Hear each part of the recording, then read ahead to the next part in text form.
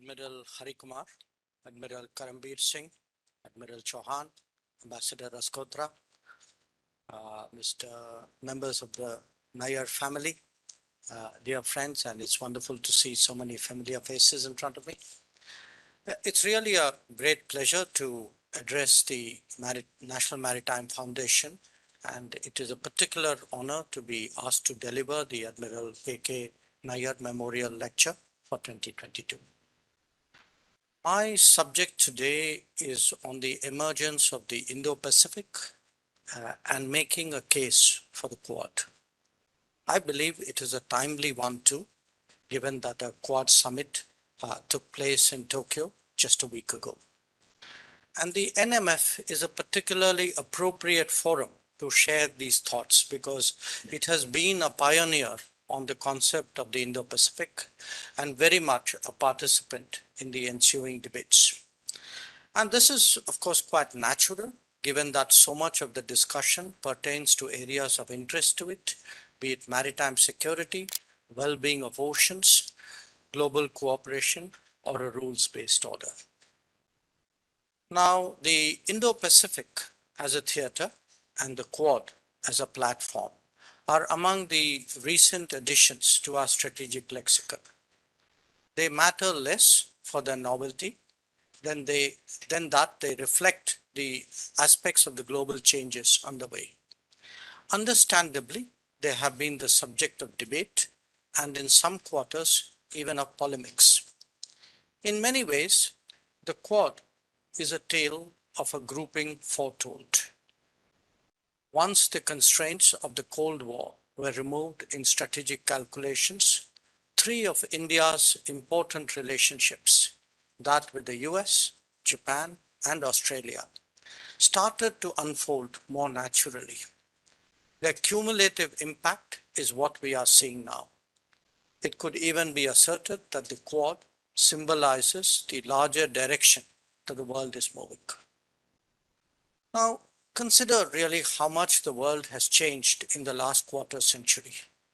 There is the rise of China, there is the growth of India, an economic rebalancing with Asia as a driver, the end of the Cold War, changes in the top 20 economies, developments in American and British politics, in European politics too, and this list could just go on. But it is much more than the sum of its parts, because we have witnessed quantum shifts along with more organic change. Connecting the dots, we really seem today to be on the cusp of something big. And as we discern the outlines of what emerges next, there is no question that the Indo-Pacific is at its core. Those who contemplate the changes in this geography might actually find it instructive to compare them to developments in Europe 3 decades ago. Even though Asia has been more dynamic than Europe, its regional architecture is actually far more conservative. Part of that emanates from the fact that Europe was very much at the heart of the Cold War and felt its termination much more directly. The fall of the Berlin Wall opened up the ground for strategic experimentation that led to the expanded European Union as we know it now. In contrast, there has been no such seminal development in Asia and the Indo-Pacific. On the contrary, this was actually an era of steady economic progress with an accompanying political stability. Moreover, the region is a vaster expanse with greater diversity and a less collective persona than Europe. Till recently, neither an overarching scenario was visible nor a need felt for a shared response. To the extent an agreed meeting point was required, this was provided by ASEAN-driven platforms. The underpinning to the larger stability provided by a pervasive American presence also helped to keep this theater steady till recently. It is now the revisiting of these assumptions that has started to shape the emergence of the Indo-Pacific. To begin with, there is the reality of the strategic repositioning of the United States. Call it America first, or a foreign policy for the middle class, the differences in responsibilities, resources, activities, and attitude are not possible to obfuscate. The United States is undeniably the premier power of our times. Indeed, such is its centrality to the current order that be it an ally, a competitor, or the agnostic, or even the undecided, none of us can really be indifferent to its posture.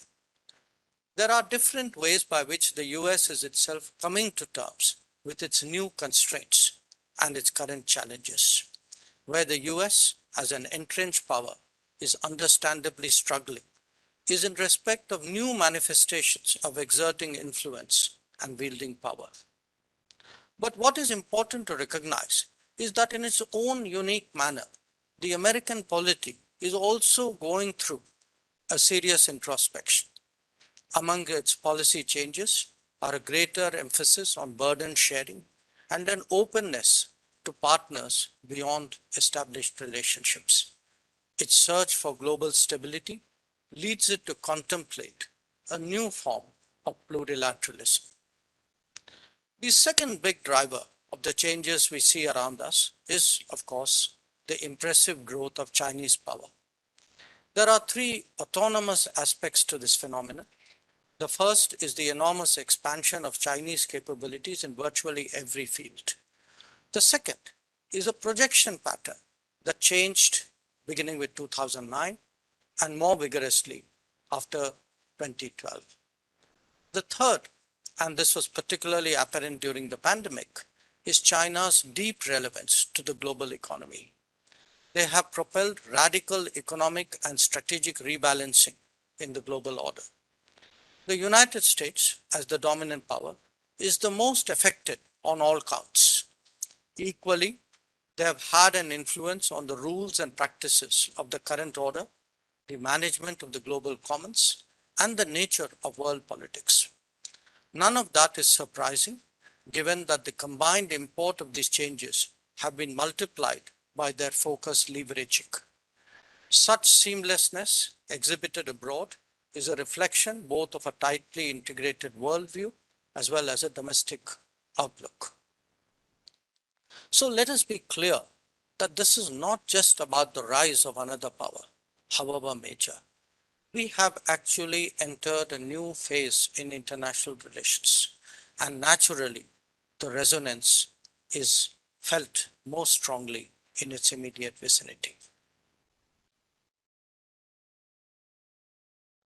Now, these developments centering around the United States and China are largely responsible for the concept of the Indo-Pacific taking root so rapidly. They have fundamentally shaken the old normal, but not yet created a new one. The region has come to understand that it cannot be insulated from the relationship, nor indeed indifferent to what it portends for global goods. What this has in common with a very dissimilar situation in Europe a generation ago is that geopolitical shifts are redefining the very contours of the landscape.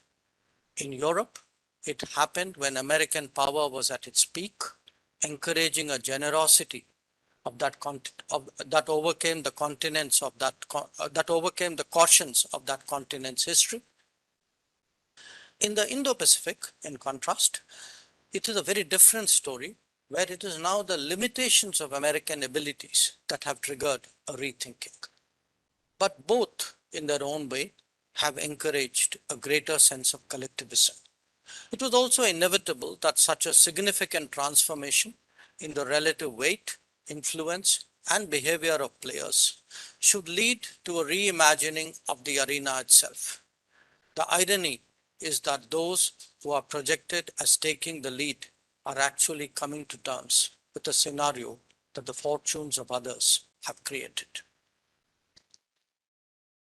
Now, history provides adequate evidence about how integrated economic and cultural activities really have been between the Indian and the Pacific Oceans. By its very nature, the maritime domain supersedes artificial barriers and man-made lines. whether it is trade or faith, monuments or relationships. We know that its community traversed the waters over the ages with great comfort. Assigning labels and restricting activities is actually a relatively modern phenomenon. In this particular case, the sharp differentiation within the Indo-Pacific was very much a result of the outcomes of 1945. In fact, it has a very specific American signature to it that is highlighted by America's preoccupations in the Far East. Among the milestones were the Second World War itself, the revolution in China, the Korean War, the revival of Japan, and the Vietnam War. As a result, it was very quickly forgotten. It was very quickly forgotten between the 1940s and the 1960s that much of what happened in that theater was actually driven by forces residing in the Indian Ocean. To that extent, there is again a similarity to the Europe of the previous era. The fact is that the interests of a great power distort the landscape and create concepts for its convenience. And here too, the wheel of history has started to turn and old habits have started to reassert themselves. Debates about the Indo-Pacific have sometimes seen charges that it derives from Cold War thinking. This is not just motivated and false. It is made by the very quarters who seek to freeze the status quo of 1945 and deny the integration that has happened in the last 2 decades. Their endeavor is to constrain the choices of others and impose their interests instead. Aggressive rhetoric is aimed at exerting pressure to conform. Indeed, the very binary mindset that underlies this argument is a carryover from an era that has gone by. The Indian Ocean may have been relegated to a strategic backwater for 7 decades after the Second World War, but it is today not only a critical global lifeline, but one smoothly fusing into the waters of the Pacific. In fact, the actions of major powers active in the Indo-Pacific speaks volumes of what are the real and very integrated calculations. So if we judge nations by what they do rather than what they preach, the picture is very clear. At the end of the day, the compulsions of interdependence and interpenetration have triumphed over outdated definitions and vested interest. So let's be clear about one thing. The Indo-Pacific is the future, not the past. A significant contribution to the change in the landscape has been made by India's Act East policy. 3 decades ago, India adopted a more open economic model that helped forge closer ties with the ASEAN and Northeast Asia. In due course, this opening acquired other dimensions, including those of connectivity, security, education, and societal exchanges. Domains of activity may be different, but starting from the 1990s, India's ties with the ASEAN, Japan, South Korea, and China developed far greater substance and consequently higher priority. Australia was a subsequent happening, but the political and security convergences allowed this relationship to play catch up very readily. What began for India as a solution for an economic crisis has actually finally ended up as a strategic correction. Today, India travels, trades, and interacts much more to the east than it has done since its independence. Here too, there is a falling back to history, given the long tradition of Indian maritime activity and cultural presence, going all the way to the Fujian coast of China. As we assess the emerging Indo-Pacific, its policy consequences are obviously at the core of the strategic debate. From our perspective, an Indian embedding in ASEAN-led structures over decades has created a regular and comfortable interface with all the players. In fact, as India's vistas kept broadening eastwards, economic stakes were supplemented by political and security relationships, especially with those who nursed common interests. It could be a global forum like the G20 or a regional one like the Indian Ocean Rim Association. All of them provided opportunities for greater socialization. Even otherwise, those with a similar outlook and shared values tend to congregate together. But when the entire region grapples with new issues and different capacities, then the desire to do so gets stronger. At the heart of the Quad is a level of comfort generated by the marked improvement in multiple sets of bilateral relationships. This is enhanced by a stronger sense of converging purpose in the face of regional and global challenges. Obviously, the collective ease is based on shared interests and similar characteristics, but all of this was also required because the resistance to reforming international organizations and the limitations of regional ones compelled a search for practical solutions. That, in essence, is the case for the Quad. The origins of the Quad actually go back to the coordination among the same four countries to respond to the 2004 tsunami in the Indian Ocean, and I'm sure there are many people in the room who have memories of that experience. Subsequent conversations led to a diplomatic gathering of their representatives in 2007. This did not progress further as none of the participants was really prepared to invest sufficient political capital in the initiative at that point of time.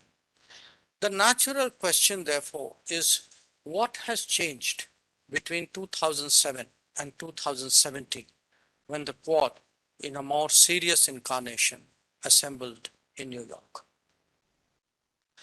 The current Quad is a cumulative product of several developments. Among them, the change capabilities of key players, a more integrated arena, an emerging vacuum on global issues, and a greater openness to look beyond orthodox constructs. But the real difference is the enormous progress that some of the relevant bilateral relations have made in this very decade. The other three nations, US, Japan, Australia, the other three nations have already strong relationships with each other, though these two have discernibly improved during this period. But what they did not have in 2007 was the degree of convergence and cooperation with India, which they attained by 2017. So that, ladies and gentlemen, is my critical point. It is the story of these changed relationships that we must seek the explanation for the rapid development of the Quad. So let us start with the United States. The current phase of our ties can be traced back to President Clinton's visit in 2000.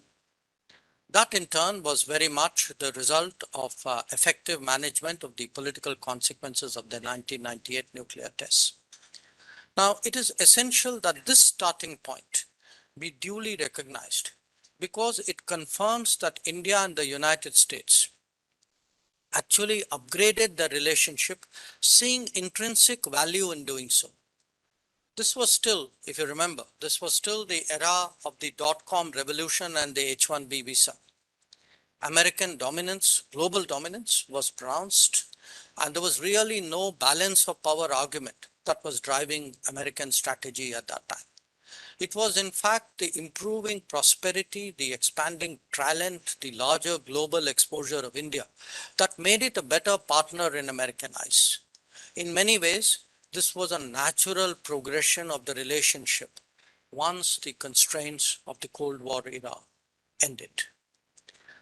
Suggesting that these ties do not have their own merit and must necessarily be directed against others is actually to exercise a veto on India's choices.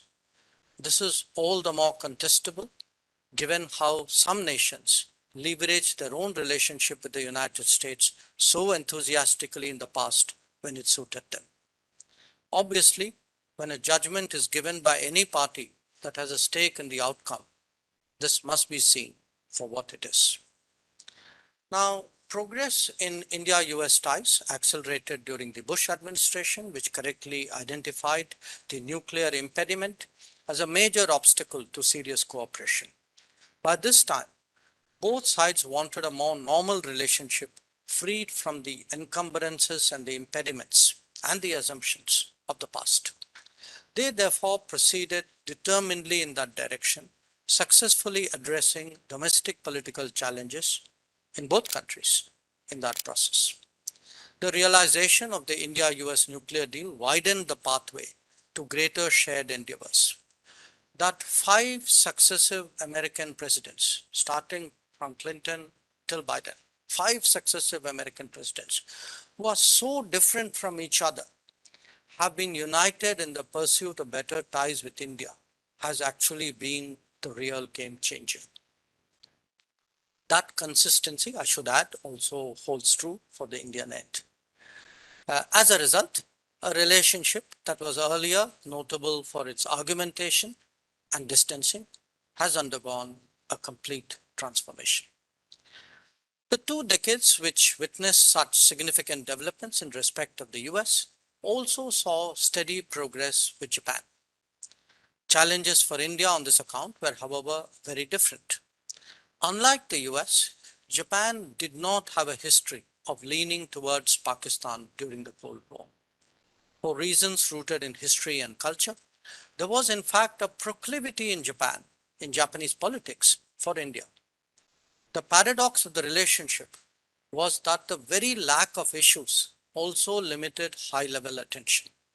As with many other states, India-Japan ties also came up against the difficult realities of India during this period. Economically, a traditionally broad presence of Japanese companies failed to strike deep roots in the absence of a welcoming environment. The thinness of the interface was not limited only to business, it also extended to supportive activities that Japan normally encourages. Whether it was education, culture, or travel, the two nations continue to remain pleasantly and politely distant. The political domain was not particularly helpful either. There was already the compulsion of the Cold War that pulled the two countries in opposing directions. The non-linear path taken by this relationship as well, when India's nuclear tests in 1998 actually shook it out of complacency. Just as President Clinton's visit marked the turning point in one relationship, that of Prime Minister Modi did in the other. And interestingly, while President Bush took it to a higher level in regard to the US, Prime Minister Abe did so even more personally in respect of Japan. His famous "The Confluence of Two Seas" speech to the Indian Parliament in 2007 was not only a seminal moment for the bilateral relationship, but an early vision of what emerged as the Indo-Pacific. The context for that is also worth recalling, especially today. A decade and a half ago, Japan too was contemplating an increasingly uncertain external environment that required it to assume greater responsibilities. Given its complex history, this naturally was accompanied by an involved domestic debate. But a society with a broader agenda, taking greater interest in the world, will naturally look for more partners. And India, no longer encumbered by the Cold War, offered obvious opportunities. Some of this was regional convergence, some a shared quest for a better representation in the UN, some a natural empathy of democratic societies. So here too, the bilateral wheels began to move on their own logic, and as they gathered greater traction, the vistas of cooperation also broadened. The relationship which has developed most visibly in recent times is that with Australia. As in the case of US and Japan, the 1998 nuclear test did impact these ties as well, and the road to recovery, quite honestly, was not an easy one. But the Australia relationship also carried its own pre-existing issues. It says something about, I suppose, both of us, that the first ever prime ministerial visit from India to Australia took 2 full decades after independence. This was when Indira Gandhi visited in 1968. Australia was the most distant of our Anglosphere partners. It in fact shared the attitude of the US on issues east of India and the approach of the UK to the concerns west of India. The Commonwealth legacies, however, ensured that there were steady exchanges in different domains, including defense, commerce, training, and education. What was a substantial but not a priority relationship uh, took a clear dip, took a clear hit, very honestly, in 1998. It took the visit of Deputy Prime Minister Tim Fisher in 1999 to see a thaw, leading thereafter to the visits of Foreign Minister Downer and Prime Minister Howard in March and July of 2000. The return to normalcy progressed steadily and was accelerated somewhat by the tailwinds of the nuclear deal in 2005. But the reality was that for almost a decade, it was actually left to civil society and market forces to run this relationship. And it was not until you had the two-way visits in 2014 of Prime Ministers Abbott and Modi that the gates for cooperation with Australia really opened up. The new intensity of this interaction was visible, and I think when we had 2 years ago a very successful Modi-Morrison virtual summit. And since then, actually, there's been a tradition of regular PM level conversations. And suddenly, a previously distant relationship now covered an annual meeting of prime ministers, a foreign ministers dialogue, a 2+2 defense foreign ministers dialogue, a trade ministerial commission, education council, energy dialogue. So you can see we've really been working very, very hard on this account. Clearly, the days of attention deficit were over with a vengeance. Recent milestones in this ties actually bring out how interactive and dynamic this process has been, and greater political confidence and stronger defense cooperation, in fact, saw the participation of Australia in exercise Malabar 2020 and subsequently. A better understanding on the space applications front led to Australian support for a temporary telemetry tracking and command center for the Gaganyaan mission.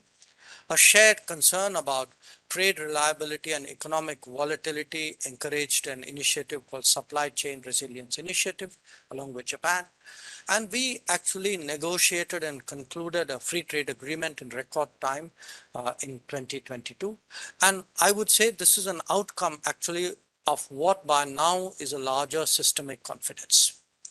The Quad Summit, the recent Quad Summit in Tokyo, provided an opportunity to confirm that the new Albanese government is just as committed to this relationship as its predecessors.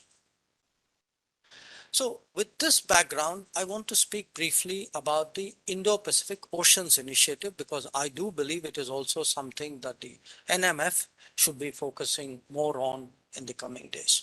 Now, for those of you who are not aware, it was announced by Prime Minister Modi in 2019, and it holds particular interest as actually an additional platform for cooperation with all the Quad partners. This is envisaged as an open, non-treaty based inclusive platform for cooperation in the Indo-Pacific region, and it is intended actually to work in tandem with other pre-existing formats, ASEAN, IRA, BIMSTEC, IOC, PIF, etc. It has 7 pillars: maritime security, maritime ecology, the maritime resources, capacity building and resource sharing, disaster risk reduction and management, as well as science and technology, academic cooperation, trade connectivity, and maritime transport. Now, each one of these pillars has supposed to have a lead partner. So far, Australia has agreed to lead the maritime ecology pillar, Japan, the connectivity and transportation one, France and Indonesia, the maritime resources one, and I believe the most latest is the UK as the maritime security pillar. Now, how the IPOI will develop, of course, remains to be seen. But certainly this is one example of fresh thinking on regional partnerships that has the potential to take the Indo-Pacific forward. That the ASEAN, European Union, and individual nations have all, in the meanwhile, actually tabled their own Indo-Pacific vision and approaches also augurs well for the future. There is similarly a natural comfort for Australia in perceiving greater Indian interest in collaborating where the Pacific Islands are concerned. So let me come back to the Quad. The Quad are all democratic polities, market economies, pluralistic societies. There is a natural understanding, a similarity in structural aspects of the relationship, which has actually helped to foster a platform. In each case, there are regular summits. In each case, between Quad partners, there are regular summits, there are regular meetings at the summit level, which are designated formally as annual in the case of India and Australia and India and Japan. All the bilateral relations now have a 2+2 defense foreign ministers format. All 4 countries are members of ASEAN-led forums, including East Asia Summit, ARF, the ADMM+. They also all strongly subscribe to the centrality of the ASEAN insofar as the Indo-Pacific is concerned. Between them, they are involved, between them, the 4 Quad members, they're involved in multiple trilateral combinations with other partners, and all of them offer mutual logistics support and work on white shipping, which obviously enables better maritime security coordination. And last but not least, their shared commitment to UNCLOS 1982 as the constitution of the seas is extremely relevant. Now, the working of the Quad takes into account the consequences of globalization and the requirements of the global commons. There is undoubtedly a strong shared interest in the oceanic domain, as all members are maritime powers. In fact, well before the revival of the Quad, they were conducting the Malabar exercises between themselves. And the same convergence is now underlined in the support that they have expressed together recently in Tokyo for the Indo-Pacific Partnership on Maritime Domain Awareness. But significant as this may be, any unidimensional projection does injustice to a group that can make a serious contribution to larger welfare. It is therefore essential that all of us have an informed visibility of the entire Quad landscape. And as you will see, or rather hear, this does span a very broad range of issues. Where critical and emerging technologies are concerned, the Quad adopted in 2021 principles on technology design, development, governance, and use. The adoption of the ORAN action plan encouraged a diverse, open, and interoperable telecommunication system. This was followed by an agreement to facilitate exchanges and align closely on ORAN testing, as well when we were in Tokyo on 5G supplier diversification. The Quad obviously has an interest in expansive deployment in the Indo-Pacific of the ORAN. In parallel, there have been discussions on the global semiconductor chain, semiconductor value chain, that the Quad members have come up with a common statement on technology supply chain principles also says a lot about the importance that they attach to this domain. Climate action has been another significant area of attention. Here too, the Quad has applied itself to practical initiatives. The green shipping network between the 4 is dedicated to greening and decarbonizing the shipping value chain. It is actually the Quad objective to finally establish green shipping corridors in the Indo-Pacific. India has a particular interest in the collective efforts underway on green hydrogen. This is expected to dovetail with its own national mission. Therefore, our Quad collaboration is important. We have also partnered on the Coalition for the Disaster Resilient Infrastructure. Among the ambitious goals in the sector is to collectively advance climate monitoring and disaster risk reduction in the Indo-Pacific. Infrastructure has been another natural focus given the widespread unease generated by more opaque connectivity initiatives. Insofar as the Quad is concerned, again in Tokyo, there was an agreement, there was a commitment to put $50 billion in investment in infrastructure over the next 5 years. Given the inherited challenges, much of the deliberations on debt management and debt sustainability in the Quad are assuming serious proportions. We again have an agreement to establish a portal on debt management resources. Quad debt development assistance institutions are already working together on sustainable and alternative financing. And there is a clear recognition today that high standard infrastructure based on transparency and market principles should be promoted for the larger benefit of the region. Given the pandemic, it is also natural, it is only to be expected that the Quad would come together where vaccines were concerned. And we have actually seen both the production of WHO approved vaccines as well as expanded manufacturing capacities by Quad countries. Early regulatory approvals would naturally expedite the delivery of these supplies. Quad works closely with COVAX to track supply and demand and with WHO to overcome vaccine hesitancy.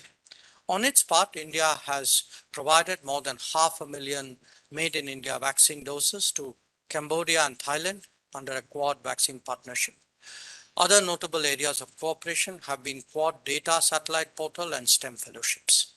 The analysis of climate change risks and sustainable use of oceans and marine resources is also very high on the Quad agenda. A different cluster of issues illustrate the contribution that Quad can make to keep the world and themselves safe, secure and protected. An important outcome from Tokyo was the HADR partnership for the Indo-Pacific. This also has a symbolic resonance given the 2004 tsunami cooperation that I recalled.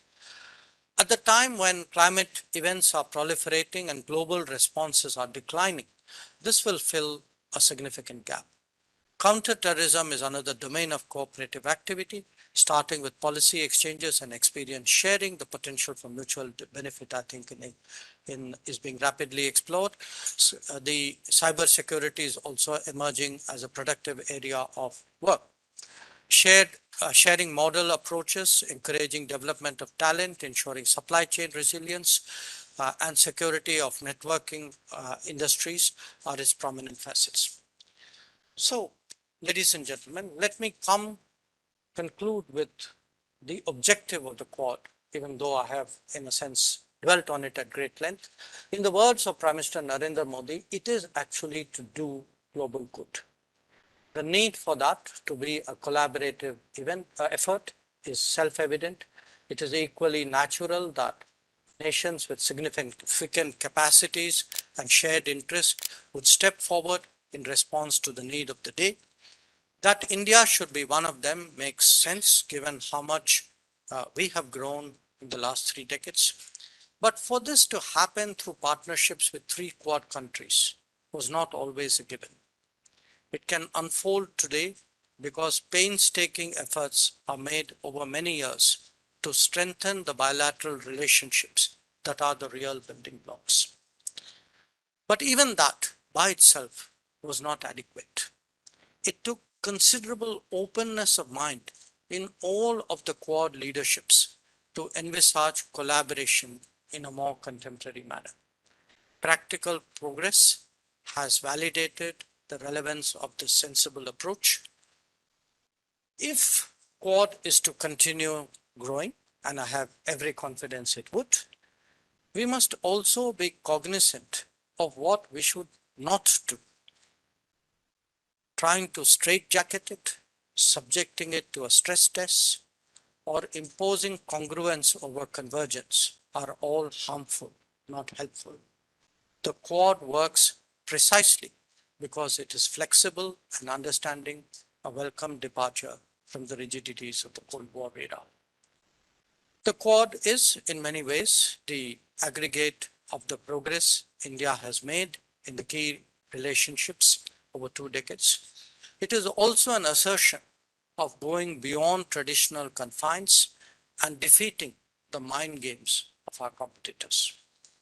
That it has opened up new vistas should encourage us to be confident and ensure that our national interests and our national interests alone continues to determine policy making. So thank you very much for your